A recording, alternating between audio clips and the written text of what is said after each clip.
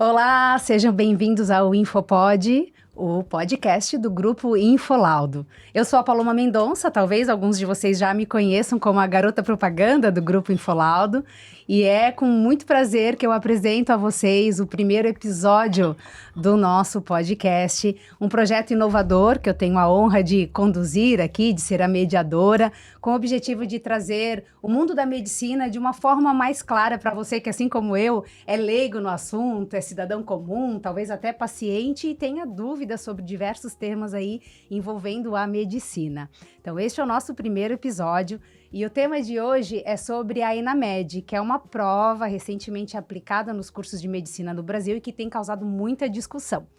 Como eu não entendo do assunto, eu preciso de pessoas que entendam deste assunto para conversar comigo aqui e, com certeza, vocês vão adorar quem está comigo hoje aqui.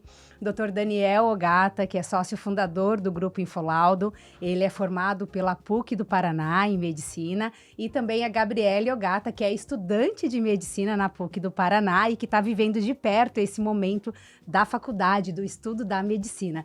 Sejam bem-vindos, Daniel e Gabriele. Obrigada. Obrigado, bom dia. Bom dia, que bom ter vocês aqui. Bom dia, boa tarde, boa noite, né? Porque a gente tá gravando aqui de manhã, mas o podcast vai ficar rolando. Você pode assistir qualquer horário do dia, porque ele vai ficar disponível nas nossas plataformas do Grupo Infolaudo.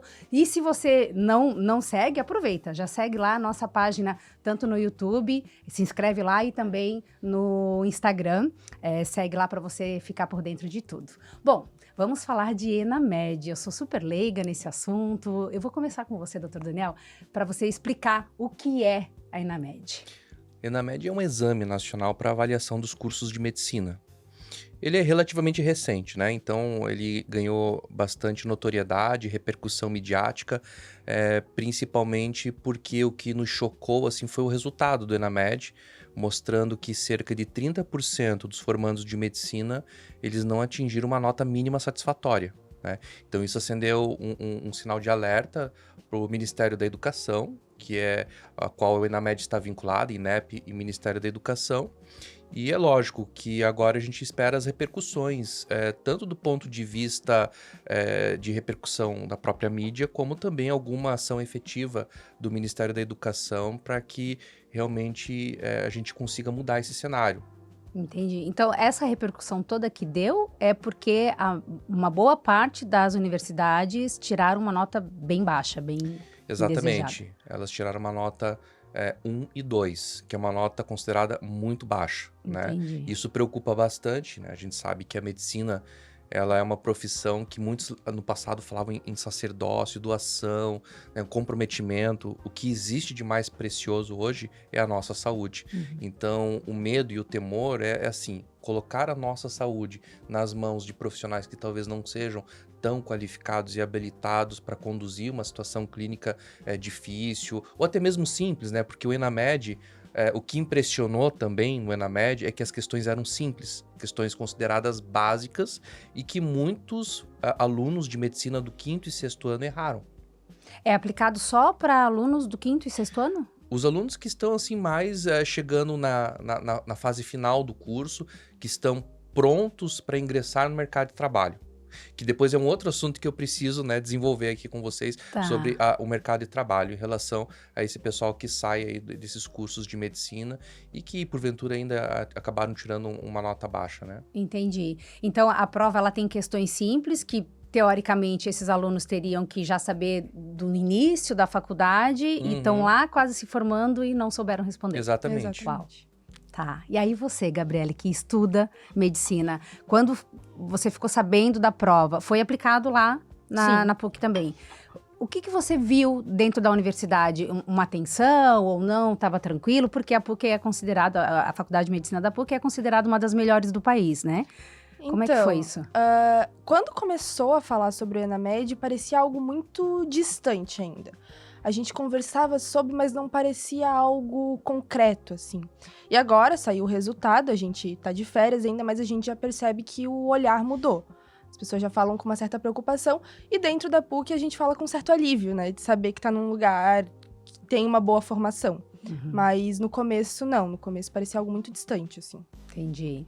E o que significa na prática mesmo essa nota ruim? Na prática para a sociedade, não só para a faculdade, né, para os alunos, para os formandos, mas na prática o que significa essa nota ruim? Na prática, assim, o que acontece? A imagem negativa da instituição que não atingiu um score desejável realmente repercute do ponto de vista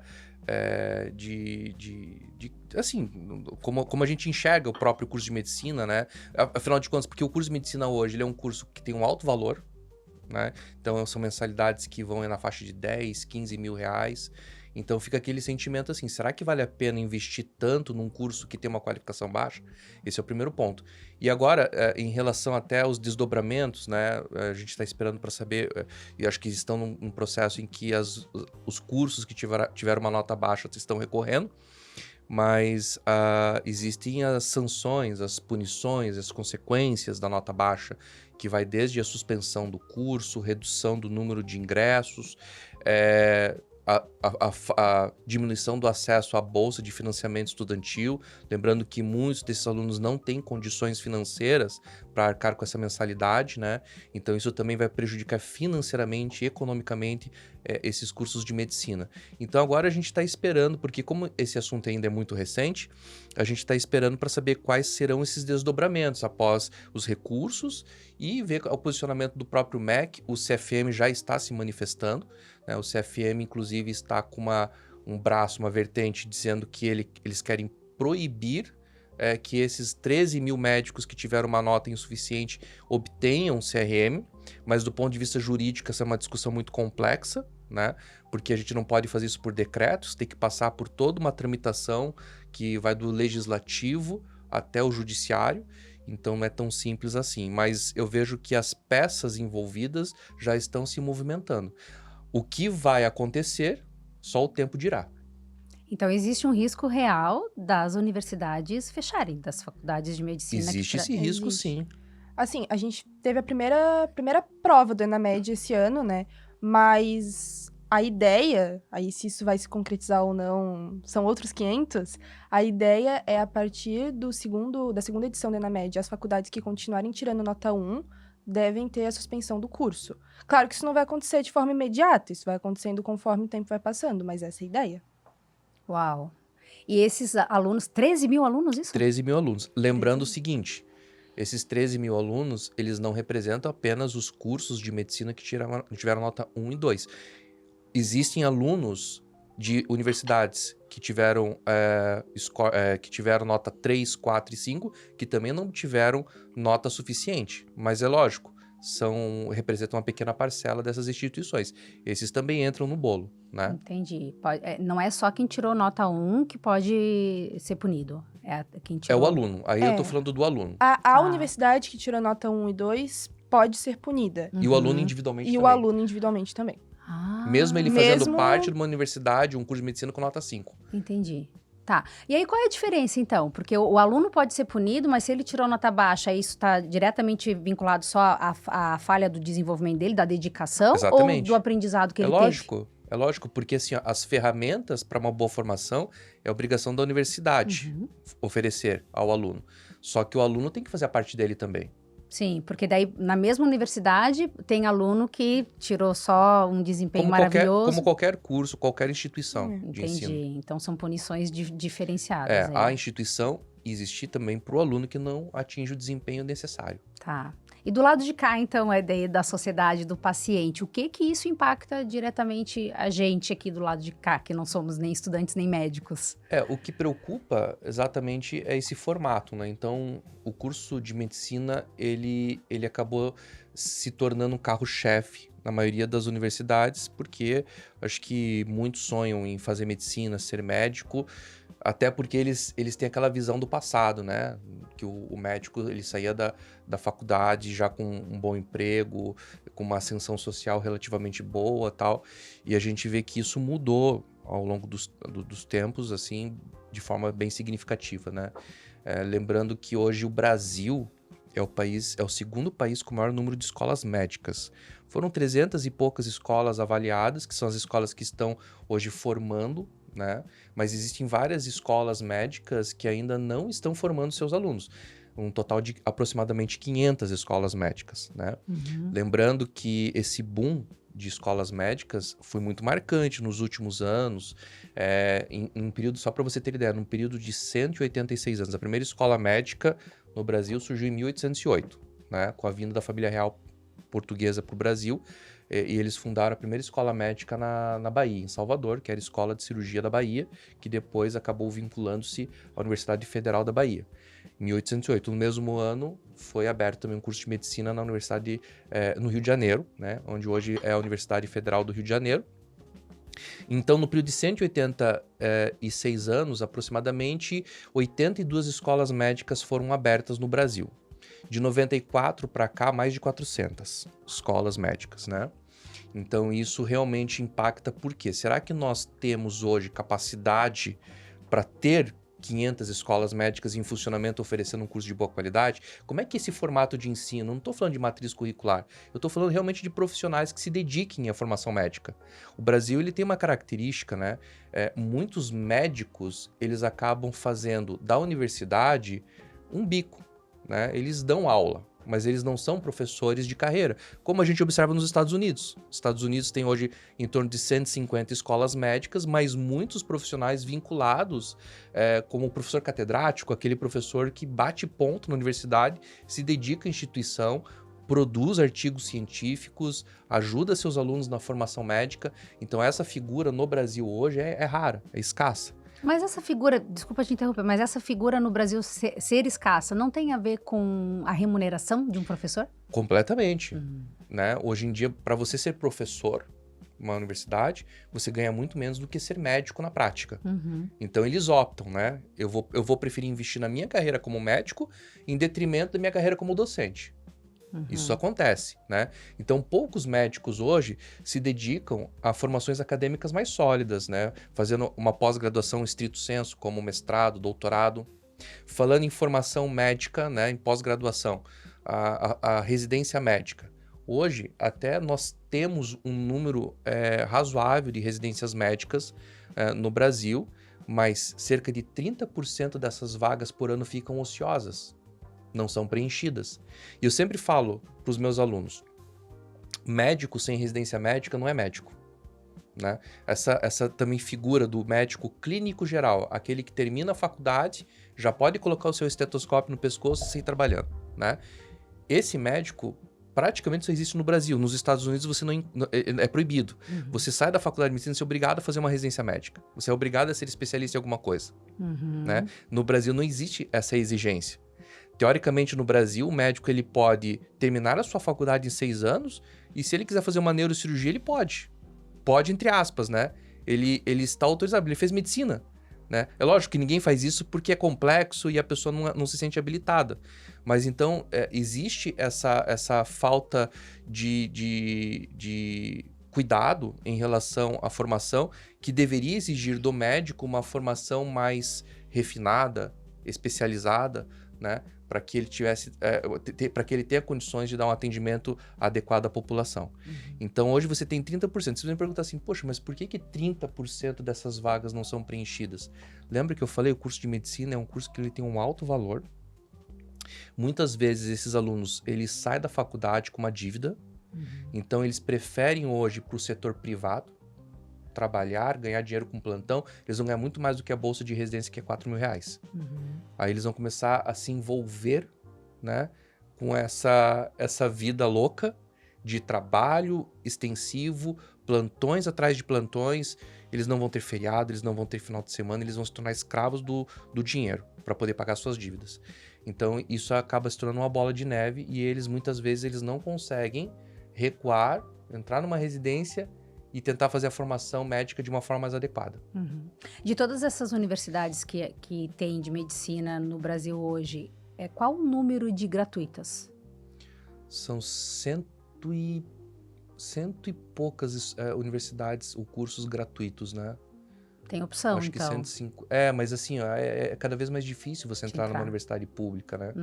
É bem complicado. O número de vagas é muito reduzido. Sim. As estaduais têm 20 vagas. É muito pouco. Em compensação, a particular vai ter quase 200. Entendi. E mesmo sendo gratuito, tem a questão do material, que é caríssimo ou não? Não, o curso de medicina, lógico, os livros, eles custam muito dinheiro, tal, mas ele não chega a ter um valor, assim, agregado em relação ao que você precisa para a formação médica muito onerosa, né? E para ingressar nessas instituições, porque nós temos várias instituições, as gratuitas difíceis de entrar, uma prova, acredito, mais difícil, as melhores, mais bem classificadas, uma concorrência também difícil, como a PUC. E aí, o que faz ingressar em tantas universidades que estão com um conceito tão baixo? É a facilidade da prova? Ou o valor é muito diferente das outras? Não é muito diferente. Eu acredito que seja a facilidade da prova, assim. Hoje em dia, existem faculdades que têm vestibular online, a concorrência é bem menor, então, consequentemente, é muito mais fácil você entrar numa universidade dessa, sabe? Eu acredito que seja isso mesmo. Entendi. Tá. É complexo esse assunto, né? Porque isso impacta diretamente o paciente que está aqui do outro lado. A gente vai em busca de um hospital com alguma dor, uma queixa, e a gente pode ter um diagnóstico completamente errado. E isso está colocando em risco a vida das pessoas. Sim. Com certeza. Tá. E que medidas que você, como médico formado, que tem o seu laboratório, que é professor também de universidade, que medidas você acha que realmente tem que ser tomadas nessa situação?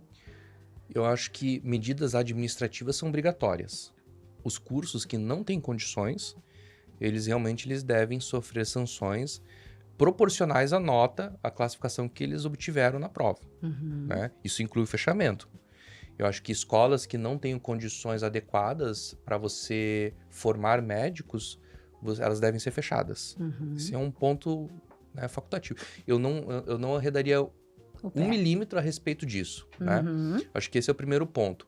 A outra coisa, existe hoje uma distribuição desigual. O Brasil é um país com um tamanho continental, então existe uma distribuição desigual dos médicos. Se você pegar estatisticamente, a OMS recomenda um médico para cada 1.000 habitantes.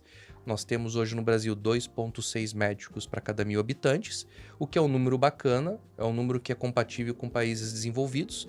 Mas quando a gente olha a distribuição desses médicos, a gente observa que alguns locais, principalmente concentrados nas cidades do interior, norte, nordeste, eles ainda têm uma relação muito desproporcional de médicos por 1.000 habitantes, né? E por que isso acontece? Porque não existe nada que atraia o médico para essas cidades.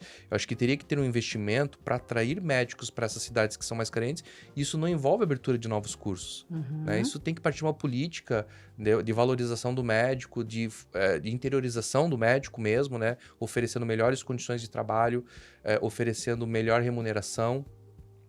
E acho que seria esse o caminho.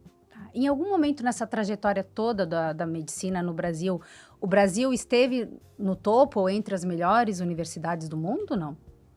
Acho que o Brasil, historicamente, ele formou e forma ainda bons médicos. A gente tem escolas de medicina hoje com médicos assim que realmente têm reconhecimento internacional. Eu acho que esse não é o problema, né? Acho que a gente tem aí USP, Escola Paulista de Medicina, PUC, as federais, de uma forma geral, são boas, né? Com raras exceções, né? Federal do Paraná. Então, o Brasil, historicamente, ele forma bons médicos, né? O que existe hoje realmente uma contaminação. A gente tem várias escolas que nasceram do nada, com notas baixas, com uma formação médica questionável, né? E que isso realmente pode contaminar todo esse ambiente, né? A gente pode realmente acabar adquirindo uma fama muito negativa por conta disso. Entendi. Vou plantar uma sementinha aqui do mal. A gente teve a questão do programa Mais Médicos, né, no Brasil, e muito se falava disso, da qualidade desses médicos que vinham de fora para atender aqui no Brasil. Essa era a maior preocupação, uma das maiores preocupações desse momento. A gente está passando por isso com essas universidades do Brasil, formando médicos assim, nesse nível? Provavelmente. E que vão atender o público brasileiro, a grande maioria. Sim. Não vai para outro país trabalhar. Sim. Tá. Que provavelmente vai atender em postinho, em porta de hospital, e vai atender a maior parte da população. Entendi.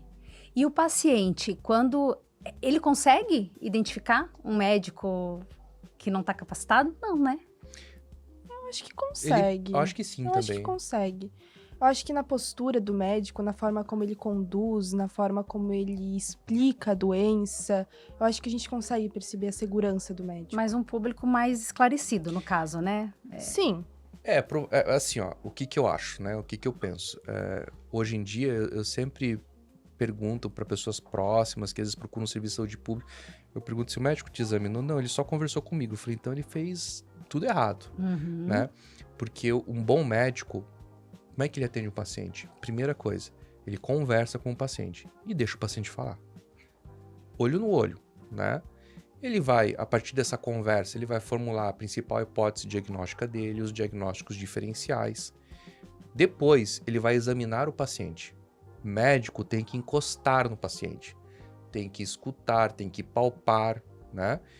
Depois que ele examina o paciente, ele vai para outra etapa, exames complementares. Aí ele vai para exames laboratoriais, exames de imagem. Com tudo isso na mesa, ele consegue, com segurança, né? Lógico, guardadas as devidas proporções, existem doenças que são mais raras, mais incomuns, mas a grande maioria das doenças ele consegue realmente resolver ali o diagnóstico e conduzir adequadamente para um tratamento, né? Preciso, assertivo. Então, assim, ó, primeiro passo, o paciente que chega para uma consulta médica, o médico não olha olho no olho, conversa rapidamente, não examina o seu paciente, esse médico ele tem uma formação médica, na minha opinião, questionável. Entendi. Então já é um ponto bacana para a sociedade, de forma Certeza. geral, sim. se antenar, né? Um médico que não examina, que não conversa, que é uma consulta rápida, já é um médico com uma formação questionável aí. Que tá pensando, às vezes... Porque, tudo bem, no SUS a gente tem essa questão da demanda e tal, mas no particular, a pessoa tá pagando, ou no plano de saúde tá pagando uma consulta, quer um atendimento de qualidade que realmente seja esclarecedor, né? Com Para não certeza. ficar pulando de galho em galho, de médico em médico, sem ter um retorno, exceto em casos complexos, como o doutor falou. Tá, vamos falar da PUC, então. Você se formou na PUC há quantos anos? Eu me formei na PUC em 2003. 2003. 22 para 23 anos. Tá. Bom, vocês conversam sobre a universidade, imagina, né? Para quem não sabe, é pai e filha, tá, gente? Na conversa de vocês, o que você percebe que era na sua época e mudou muito agora? Teve essa mudança? Porque a PUC, desde a sua época, era considerada uma excelente universidade, faculdade de medicina, né? O que me chamou a atenção, comparando a minha época de formação com essa época agora recente, atual, é que a PUC nunca deixou de lado a sua tradição, né? E ela, pelo contrário, ela somou essa tradição dela à tecnologia. Então, eu vejo que hoje um dos grandes problemas, assim, dos cursos de medicina que estão começando, falta de cadáver, né? A gente precisa estudar em cadáver, fazer dissecção, né? Estudar anatomia. A PUC manteve isso, né? Mas é lógico, existem outras ferramentas que ela agregou, né? Como ferramenta de ensino. Então, eu acho que nesse ponto é muito legal, né? E falando até um pouquinho sobre o formato do curso, lógico que a matriz curricular mudou bastante, isso faz parte, acho que a gente está em eterna transformação, a gente sempre vai estar modificando uma outra coisa, mas acho que os 3 pilares de um bom curso de medicina é o ensino, extensão e pesquisa. Se você entrar num curso de medicina que tem esses 3 pilares, você já está, assim, indo para um caminho certo, né? O que é o ensino? O ensino é o ensino, é o que tem de tradicional. Professor em sala de aula, os alunos sentadinhos prestando atenção no que o professor diz, né? O que é extensão? É aquilo que você faz fora da sala de aula. Eu quero complementar o que o meu professor falou numa extensão que a universidade me oferece. E o que é pesquisa? Pesquisa muitas vezes está vinculado a um programa de pós-graduação estrito sensu, mestrado e doutorado, que acaba abraçando os alunos de graduação também, trazendo para dentro desse programa. Esse é o cenário ideal, né? Que aí você produz artigos científicos. Não tem como você aprender sem fazer ciência. A ciência e o aprendizado, eles andam em paralelo sempre, né? Então, sempre que você tiver esses 3 pilares no curso de medicina, saibam que vocês estão indo para o caminho certo. Joia. Você falou da questão do cadáver, né? Que é palpável isso. O que mais que uma universidade, para que ela realmente ofereça um curso de medicina bacana, ela precisa ter de estrutura, além desses 3 pilares do cadáver? Hospital, escola. Hospital, escola é Em importante. primeiro lugar, É. a gente precisa estar dentro do ambiente. A gente não vai trabalhar dentro da faculdade, vai trabalhar dentro do hospital. Acho que hospital, escola, cadáver é muito importante. Não adianta você estudar anatomia em peça de plástico. Não tem como. É, Não tem Peça de- como. Isso acontece? acontece. Sim. Aplicativos Realidade de virtual. anatomia, realidade virtual, isso acontece. Claro, por exemplo, Isso a é PUC. importante. Claro, é isso que eu ia falar. É. A PUC, ela tem cadáveres disponíveis ali, a gente pode pegar quando a gente quiser pra estudar. Mas a PUC também tem uma mesa anatômica super legal. Então, é importante. A gente não Uhum. pode agir como se a tecnologia não existisse. A tecnologia existe, ela é Sim, importante. Veio para ajudar. Mas a gente tem que entender que a gente não vai operar uma realidade virtual. A gente não vai Uhum. atender um robozinho. A gente vai atender seres humanos. Sim. E a gente tem esse número de quantas faculdades de medicina no país tem hospital-escola? São quantas faculdades? Hoje são aproximadamente 500. Tá. Dessas 500, quantas tem hospital-escola? Não faço ideia. Mas Mas bem acredito que nem todas tenham. Porque outra coisa também importante, né? Não adianta você ir lá atrás de um hospital que tenha 10, 15 leitos, transformar aquele hospital num hospital escola e você está oferecendo um curso com 100 ingressos ano, né? Porque como é que isso vai funcionar? Uhum. É virtualmente impossível você conseguir distribuir proporcionalmente esses leitos para essa quantidade de alunos. Uhum. Então, você também tem que ter um número adequado, né, de leitos proporcionalmente ao número de alunos que ingressam no curso. Uhum. E para você, Gabi, vou te chamar de Gabi. Para você que entrou na medicina, quando que você ingressou no curso? Em julho e agosto do ano passado. É bem recente, né? Sim. Você está nos primeiros aí semestres do curso. O que te chama mais atenção como estudante da PUC, como estudante de medicina, que te impactou mais, assim, que te surpreendeu no curso e que justifica essa nota tão bacana que a PUC tem? Eu acho que a estrutura da PUC me surpreendeu muito, assim. A PUC, ela tem uma estrutura muito surreal, é um sonho estar ali dentro. O grupo de professores, eles estão disponíveis 24 horas pra gente. Eles são incríveis, eles têm uma formação excelente. E eu acho que a exigência constante da PUC em cima da gente, assim. Uhum. Seja por meio de trabalhos, por meio de semana de provas, por meio dos professores mesmo. Mas eles estão sempre cobrando a gente mais, assim. Pra gente dar o nosso melhor o tempo todo. Eu acho que isso fez muita diferença. Talvez isso falte um pouco nas outras universidades. Entendi. A gente tem uma questão muito relevante no curso de medicina, é que diferente da maioria dos cursos que as universidades oferecem hoje em dia, ele é um curso que você não consegue trabalhar e estudar ao mesmo tempo. Né? Não. Porque mesmo em outras profissões, eu digo, né, digamos, um engenheiro, né, tá fazendo faculdade de engenharia, ele não vai poder trabalhar com engenharia, mas ele tem tempo em outro horário, porque a faculdade não é integral, de trabalhar em qualquer outra profissão para ajudar até a bancar essa faculdade. O curso de medicina, nenhum deles permite isso, né? Muito Ou não difícil. deveria, porque... Não é que ela não permite, teoricamente, você não tem tempo. Uhum, Ele é um curso que exige uma dedicação muito grande do aluno, uhum, né? E a última coisa que o aluno pensa, o aluno da graduação de medicina, é em transformar o seu trabalho, o seu estágio, em alguma atividade remunerada, né? uhum. Então, eu me lembro que na época que eu fiz o meu doutorado, eu tinha um professor chamado Jorge Time, e ele era médico e advogado. E ele atuava nas duas áreas, ele atuava como médico e como advogado. Ele tinha a vida dele como cirurgião vascular e ele tinha a vida dele como advogado.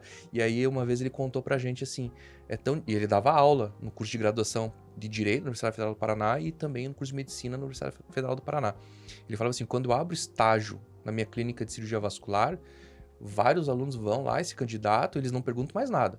Quando eu abro estágio no meu escritório de advocacia, a primeira coisa que meus alunos perguntam, quanto é que o senhor vai me pagar? Né? Então já existia essa diferença no perfil do aluno, né? É lógico, não tô realmente questionando isso, ou acho que cada um tem o seu perfil, né? Mas o aluno de medicina, ele já sabia, eu não tô aqui para transformar a minha atividade em alguma coisa remunerada, eu não tô pensando em trabalhar para ajudar na minha receita, eu preciso, teoricamente, o que eu digo, né? Eu preciso ter uma boa formação. Esse é o pensamento que o aluno de medicina tem que ter. Uhum. Como é que é a sua rotina no teu dia a dia na faculdade? Então, quando eu não tô na sala de aula, eu tô na biblioteca estudando. Eu chego na faculdade 7 horas da manhã, minha aula vai começar às 7h50, por aí. E eu paro pra almoçar, à tarde eu continuo tendo aula. E aí, quando eu não tenho monitoria, simulado de anatomia, eu consigo chegar umas 6 horas em casa. Quando eu tenho essas coisas, às vezes eu vou chegar às 10, 11 horas da noite. Entendi. Mas aí, isso é uma opção sua ou isso é uma exigência da faculdade? Não, é uma opção minha. Entendi. Assim, mas se você não parar pra estudar, você não dá conta da faculdade. Você Sim. precisa em algum momento do seu dia parar pra estudar. E, pelo menos na PUC, eles oferecem muitas coisas pra gente. Então, como eu falei, tem a monitoria, tem simulado. E não agarrar isso não faz sentido. A gente tá ali pra aprender e tudo mais, então eu, pelo menos, tento agarrar tudo que eu posso ali dentro. Mas, teoricamente, a tua aula seria o quê? Das 7h30 da manhã ao meio-dia? Não.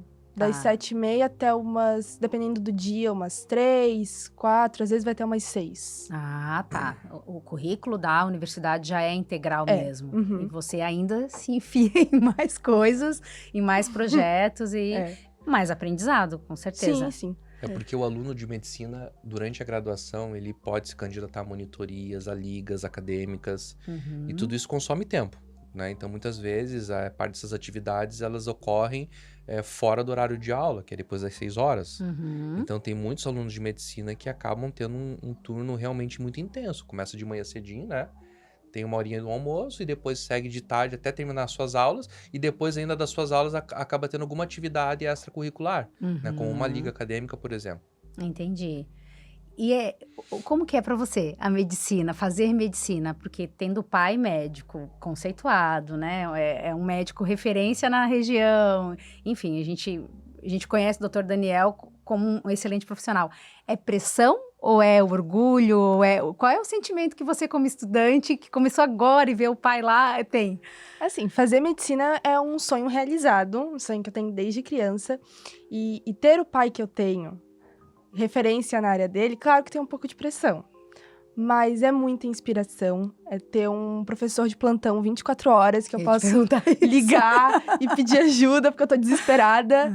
É ter um exemplo dentro de casa, um exemplo de como eu quero ser no futuro, um exemplo de como a medicina deve ser exercida, porque o meu pai, ele exerce a medicina com muito amor, com muita ética, e é incrível ter um exemplo desse, sabe? Eu sempre falo pra ele que dentro da medicina, ele é e sempre vai ser o meu maior exemplo. Que lindo, olha a declaração de amor aqui. Eu te perguntei isso exatamente porque eu imagino que sempre tem uma pressão, né? Quando a gente segue a carreira do pai ou da mãe, tem uma coisa, será que eu vou ser tão boa quanto eles? O que as pessoas vão pensar de mim? Acham que eu tô tendo que ser igual ao meu pai. E eu sei que você quer uma outra área dentro da medicina, né? Isso tudo pode mudar ao longo. Sim. Você tem uma trajetória aí bem grande pela frente.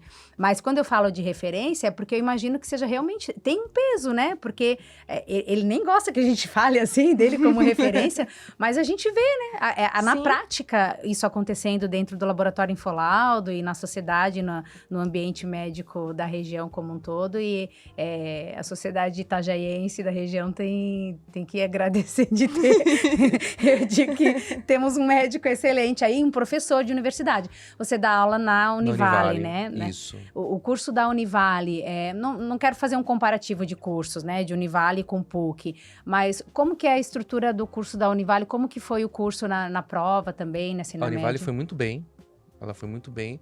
Acho que o que ajuda bastante a Univale é que hoje na região a gente tem excelentes médicos, muitos desses médicos hoje são professores da casa, e isso realmente ajudou bastante no desempenho, né? Sem contar que a Univale, ela também tem aqueles 3 pilares que eu comentei, que é o ensino, a extensão e a pesquisa. Então, já tá... quem entra na Univale já está, com certeza, num caminho excelente para uma boa formação. Existem os hospitais escola da Univale, né? Que é o Hospital Marieta Conde-Bornhausen é um deles, o Pequeno Anjo é outro, né? Então, o curso de medicina da Univale é um curso, sim, muito bem conceituado no estado, né? Ele ficou, se eu não me engano, em segundo lugar, né? No estado. Uau, Então, é um curso excelente. que bom. Então, temos aqui na nossa região Com um certeza. estudo de medicina de qualidade. O médico que se forma aqui, o paciente que for atendido por um médico formado aqui pode ficar mais Com tranquilo, certeza. então. Inclusive, a Univale tem hoje alunos que que estão em Boston, na Flórida, trabalhando como médicos. Tem um aluno meu que está na Austrália.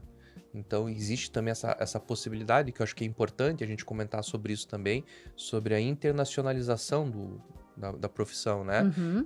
Universidades como a PUC, a Univale, elas são capazes de conseguir realocar esses médicos em grandes centros de referência no mundo. Mas isso não tem a ver com dupla titulação. Não, Não. Tá. não tem a ver com dupla titulação. O curso de medicina, é muito difícil você fazer a dupla titulação no curso de medicina, Uhum. né? Porque ele é um curso muito regulamentado no mundo inteiro. Ele é diferente de um curso de engenharia, química, outra área, porque o curso de medicina, para você hoje trabalhar e atuar como médico fora do país, você tem que entender quais são as regras daquele país para regulamentação do seu diploma. O mais próximo que a gente pode chegar disso é fazer um intercâmbio durante a faculdade, né? É, Ou uma especialização fora, não também é é possível reconhecida. fazer uma especialização fora, é possível você fazer o USMLE, né, que são as provas, isso para quem quer ingressar nos Estados Unidos, que eu acho que hoje é um dos grandes canais, assim, de quem realmente pensa na internacionalização da sua carreira. Uhum. Aí você pode fazer o USMLE, né, que são 3 passos, 3 steps para poder atuar dentro dos Estados Unidos. E existe também a possibilidade de você trabalhar nos Estados Unidos por meio de um convite, né? Aí você fica vinculado a uma instituição, a instituição, no caso, que te contratou, que te fez o convite. Entendi. Tá. Perguntei para Gabi sobre essa relação com o pai. Como é para você, pai, ver a filha estudando medicina, ainda mais na mesma universidade que você se formou? Com certeza, sempre é um orgulho.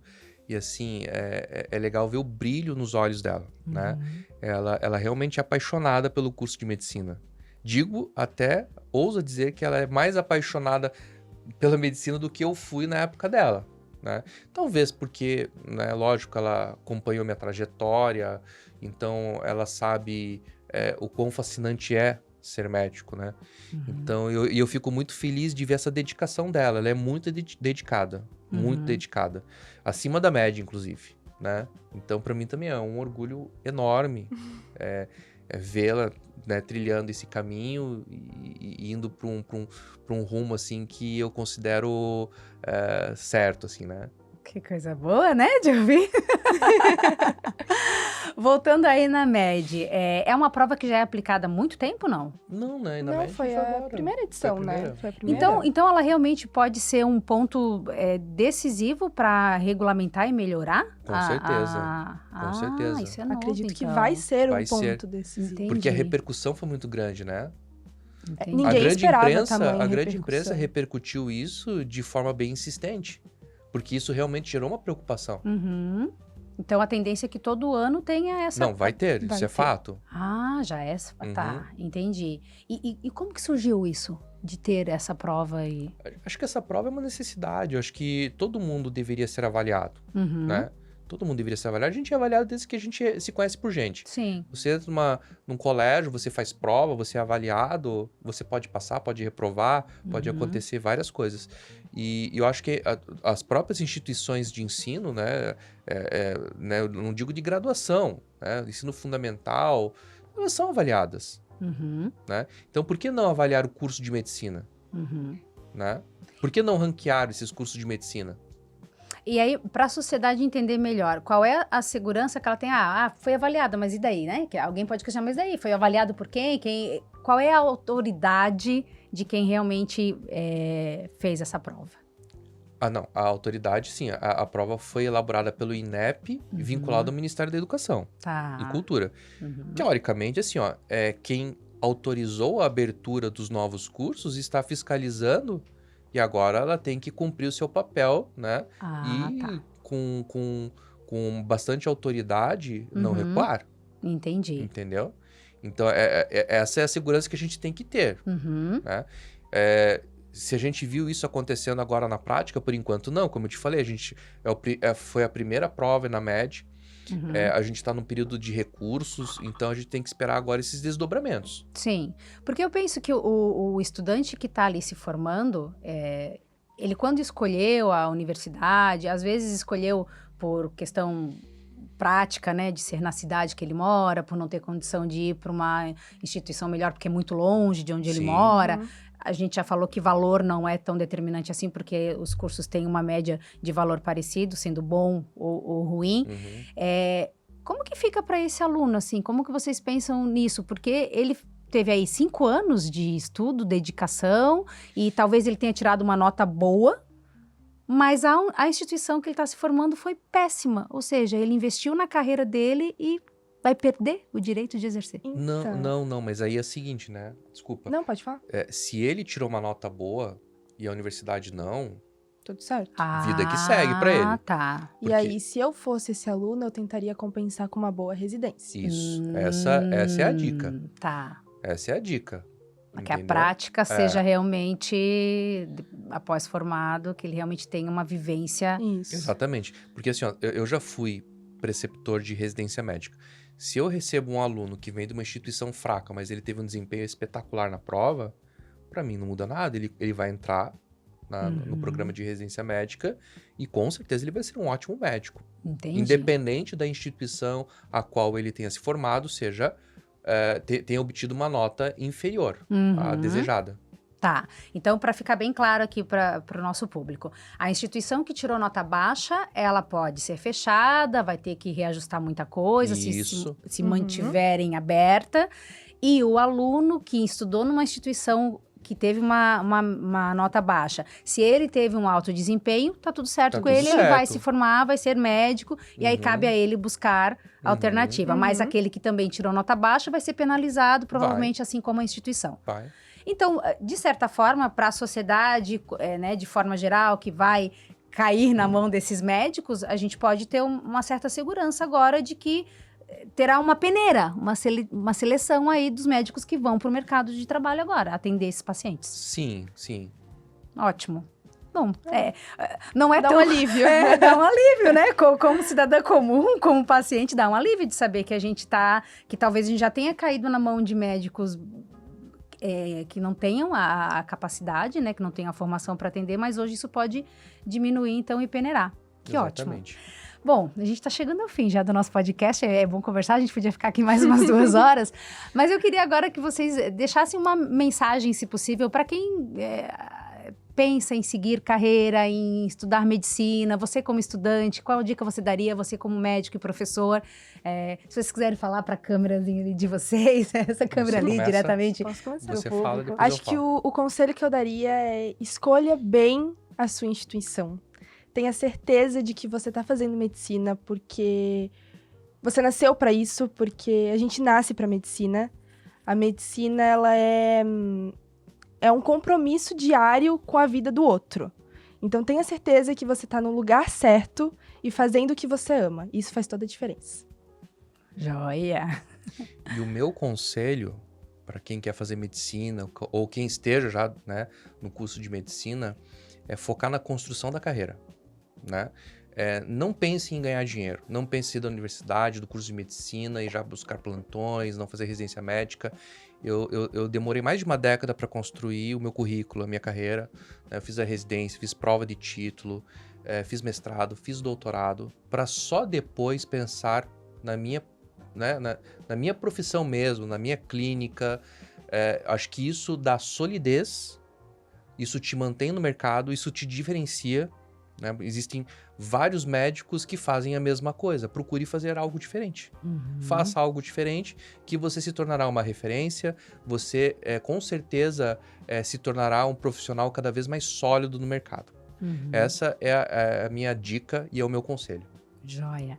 Com tantos formandos em medicina hoje no Brasil, você que já está no mercado de trabalho há tanto tempo, o Brasil absorve, temos mercado para todos esses médicos que vão se formar? Eu digo, os médicos vão se formar com pontos bons, com qualidade, né, de ensino e tal. Temos como absorver essa demanda? Com qualidade, não. Eu não acredito nisso.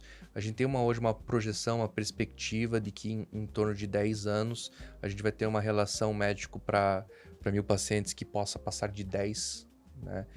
O que é muito. O que poderia parecer algo bom para a sociedade pode não ser. Você pode ter o efeito colateral, né, do médico mal formado. Entendi. Contaminando esses médicos hoje que já atuam no mercado de forma bem satisfatória, né? Porque nós já temos no mercado médicos com péssima formação, né? Já existem. E esses médicos não vão passar por nenhuma avaliação? A Enamed não vai caçar Não. esse... O Enamed agora, é a partir desse momento para frente. Entendi, não Ele vai não vai ter. ter nenhum tipo de repercussão para aqueles médicos que já se formaram há algum tempo atrás. E não existe a possibilidade de ter uma avaliação desses profissionais que estão no mercado? Não existe porque a regra era outra.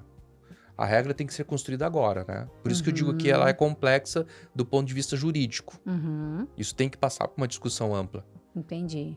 Então, é uma peneira natural do mercado como qualquer Com outra certeza, profissão. como qualquer outra sim. profissão. Não vai conseguir se manter por muito Isso. tempo o médico com uma formação ruim e... Exatamente. Talvez esse médico... É até triste falar isso, mas talvez esse seja o médico que vai conseguir emprego lá na cidadezinha do interior que ninguém quer trabalhar? Talvez. Tem diferença muito grande de salário para o médico que trabalha num grande centro, que trabalha numa cidadezinha de interior? Existe porque é a lei da oferta e procura, né? Só que daí você tem que pensar no seguinte, nas condições de trabalho. Entendi. Então, assim, por mais que você tenha uma oferta de emprego, né, que fique acima da média de uma capital, se você não tiver condições adequadas de trabalho, isso também não é algo salutar, né? Isso é ruim. Isso é muito E ruim. quais são essas condições mínimo- ideais de O trabalho? mínimo necessário para você ajudar um paciente, né? Se você tem um hospital terciário que possa absorver casos mais complexos, se você tem condições num postinho de saúde, às vezes tem postinho de saúde que nem um cardioversor você tem, né? Que é No um interior, o cardioversor? paciente chega em parada cardíaca, você não tem o que fazer com o paciente, né? Entendi. Você tem que ter suporte. Uhum. Suporte. Equipe de enfermagem bem qualificada. A equipe de apoio ela é fundamental para um bom atendimento ao paciente. O médico não faz tudo sozinho, Não faz né? tudo De jeito sozinho. nenhum. Tem que ter... Nossa, e é bem complexo isso, porque depende muito do investimento do governo, de forma geral, governo federal, estadual, municipal, de investir realmente na estrutura básica para daí trazer o profissional. Então, Isso, exatamente. não basta só o médico se formar e Não, ter de universidade jeito em todo nenhum. lugar. É uma questão muito mais política, né? Uhum. Penso, do que qualquer outra coisa, para poder realmente dar à sociedade condição de um atendimento Uhum. decente. E a gente tem algum índice... Tô fugindo um pouquinho do assunto do Enamed, acho que a gente já Tá. solucionou essa questão do Enamed. A gente tem um número, um dado da quantidade de pacientes que de repente não tem tratamento, acabam falecendo, é maior em regiões assim menores e mais afastadas, interior? Com certeza. Eu Isso não é um tenho dado esses números, mesmo. mas isso daí existe. Entendi. Então, regiões que você tem um atendimento mais complexo, adequado, você com certeza diminui mortalidade, você consegue fazer uma política pública de prevenção mais satisfatória, você consegue manejar os pacientes complexos de forma mais assertiva. Então, assim, ó, se você vai para uma cidade, né, independente de ser uma capital, mas uma cidade grande, que tenha todo esse fluxo já construído, esse paciente ele terá maiores chances do que um paciente que mora numa região cujo esse fluxo ainda não existe, Uhum. né? Até porque o diagnóstico desses pacientes se torna um diagnóstico mais tardio. Uhum. Se você tem realmente ao seu lado um sistema robusto de saúde pública, esse paciente ele tem maiores chances de um diagnóstico precoce. Entendi. E você que atende tanto particular como SUS, plano de saúde, a diferença é muito gritante? Não é muito gritante, mas ela existe. Uhum. Né? Ela existe. Hoje, lógico, existe já uma lei aí que o paciente com diagnóstico, ele tem que em 60 dias, ele tem que já estar dentro do sistema de saúde sendo tratado. Uhum. Né? Na prática, em muitos lugares, acredito que isso não funcione dessa forma, até porque você não tem médicos especialistas para dar vazão, né? Uhum. Nesse volume de pacientes que a gente sabe, cada vez mais o número de pacientes que necessitam, por exemplo, de um tratamento especializado, de oncológico, aumenta ano a ano, Uhum. né? Mas seria isso, eu acho que a gente percebe, né? Lógico, o paciente que ele é setor privado, ele tem maiores facilidades, ele não enfrenta aquela fila no agendamento do SUS, ele pode marcar sua consulta, né? Consegue fazer seus exames com maior fluidez e ele acaba tendo realmente um diagnóstico mais precoce em relação ao paciente que às vezes tem um caminho um pouco mais complexo, né, dentro do sistema público de saúde. Uhum.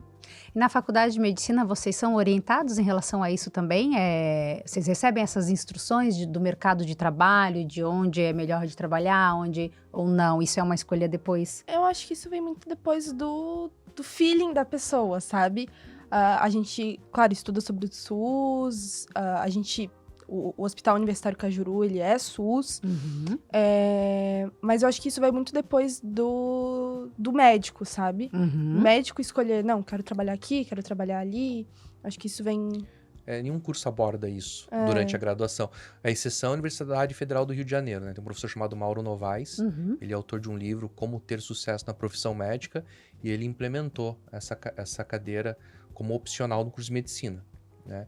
Ele ensina ao aluno, né, como montar um consultório, como construir a sua carreira, né? Fala sobre planos de saúde, verticalização, né, da saúde, ele fala sobre sistema público, né? Então ele aborda esse assunto, mas no geral as universidades elas não entram nesse quesito. Mas imagino que seja muito bacana, né? É Com importante, certeza. é bacana Que e é deveria importante. ter, né, em Aham. todas, porque muita gente entra na faculdade como qualquer curso, não só a medicina, mas porque sonha com aquilo, mas não tem a real noção do que é o mercado de trabalho e de Exatamente. como seguir Principalmente depois de quem não formado. tem médico na família. Exato, Principalmente. deveria mesmo, né, ser uma disciplina em todos os cursos de medicina. Bom, a gente viu aqui com o Enamed que quantidade não é qualidade, né? Com Com certeza. certeza. Talvez, doutor, me corrija se eu estiver errado, mas o investimento em instituições deveria ser maior, na verdade, em estrutura médica nas cidades, para que os alunos formados tenham onde trabalhar com qualidade, do que ter tanta faculdade formando médicos e além de formar mal, muitas formarem mal, depois não tem mercado para trabalhar, não tem estrutura. Isso. Uhum. O que precisa ser feito para isso mudar? Muita coisa. Como se deve coisa. começar isso? Primeiro, investimento do setor público, Uhum. né? Então, realmente, os municípios eles têm que investir mais no setor público. É difícil, claro que é difícil. É como você mesmo colocou aqui. Eu tenho que investir para me tornar atraente para novos médicos, né? Mas acho que esse seria o caminho. Sim. Esse seria o caminho. Porque quem investe em universidade é o setor privado, né? É o setor privado. Com O certeza. empresário que vai lá, cria a instituição e vai ter uma rentabilidade extraordinária com aquilo. Ele não está preocupado com onde esse aluno que ele forma vai trabalhar. Acredito que não. Deveria. Deveria. Porque a tendência, então, é que a longo prazo acabe diminuindo o número de estudantes, mesmo que a faculdade tenha uma excelente nota. Se ele não tem mercado para trabalhar, pode ser uma... É que, assim, medicina é uma profissão que nunca vai É difícil. acabar, é né? difícil projetar isso, né? Mas é algo que pode se tornar possível. Uhum. O que ninguém enxerga no curso de medicina, as pessoas enxergam só o lado bom, né? É legal ser médico, é bacana. É como eu te falei, aquela visão do passado que cada vez mais, no meu ponto de vista, está diminuindo. Né? Mas daqui a pouco não vai mais ter lugar para todos esses médicos estarem trabalhando. Eles vão estar trabalhando em outras profissões que não necessariamente estejam vinculadas à área da saúde. Uhum. Né? Isso vai acabar acontecendo se continuar esse crescimento desenfreado. Uhum. É que eu percebo que as pessoas têm uma certa ilusão de que são as carreiras de sucesso, né? As carreiras que dão muito dinheiro.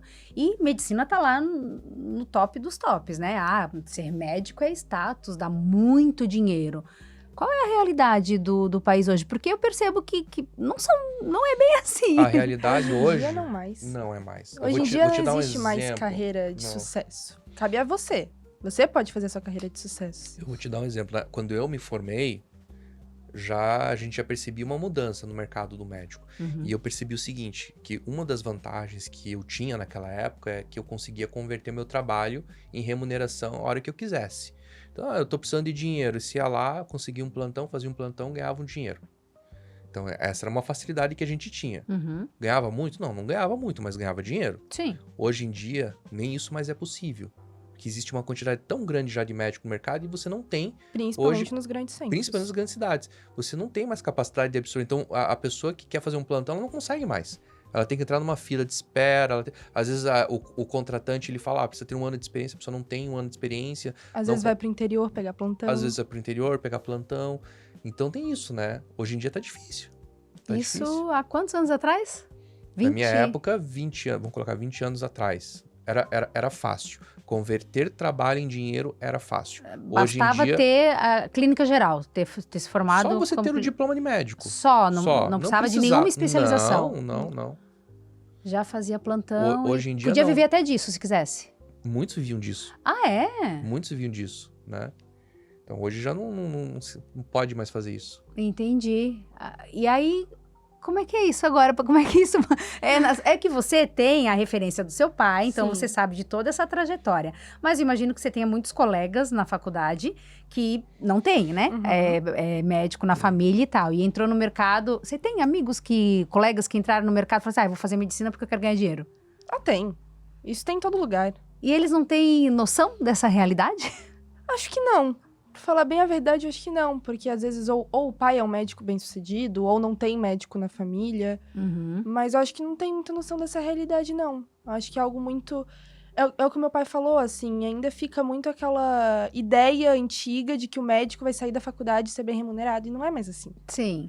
Sem contar que quando você faz uma especialização, o investimento que você vai fazer naquilo, né? Não só no estudo, eu digo, vai montar o seu consultório. Aquele maquinário todo, aquela aparelhagem toda, tudo muito caro, Eu tava, né? inclusive, vendo uma médica falando, ela tá terminando a residência plástica, e ela tava vendo, de abrir uma clínica, é 8 mil a maca. É não sei quantos mil, não sei o quê.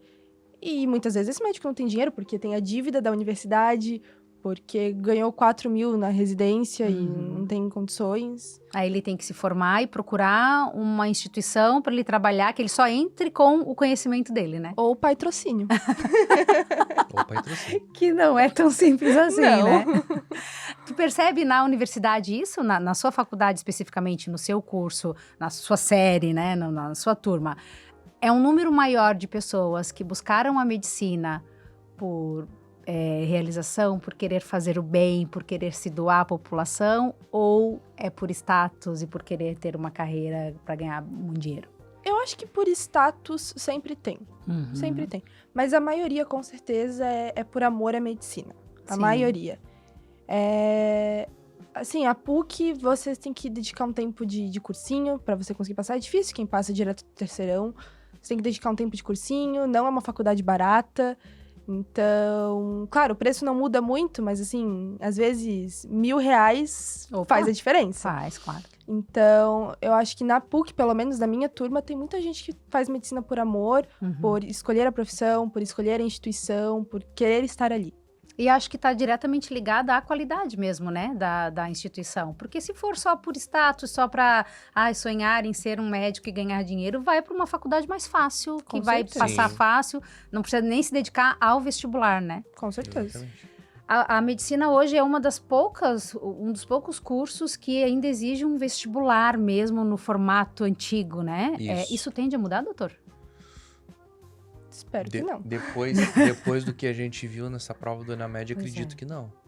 O que vai acontecer, né? Como a diferença de preço é uma diferença que não é muito significativa entre uma instituição e outra, a concorrência dos cursos de medicina que obtiveram uma nota 4 e 5 vai aumentar bastante. Aí a concorrência dos cursos de medicina que obtiveram notas inferiores, ela vai cada vez mais afundar. Além disso, porque uma das sanções que essas universidades que tiraram nota 1 e 2 vão ter é diminuir, acabar com as vagas de ProUni e FIES, que são os Isso. programas do governo. E como muita gente não consegue pagar, essas universidades que tiraram nota 4 e 5 vão continuar tendo esses programas. Exatamente. Então a concorrência com certeza vai aumentar.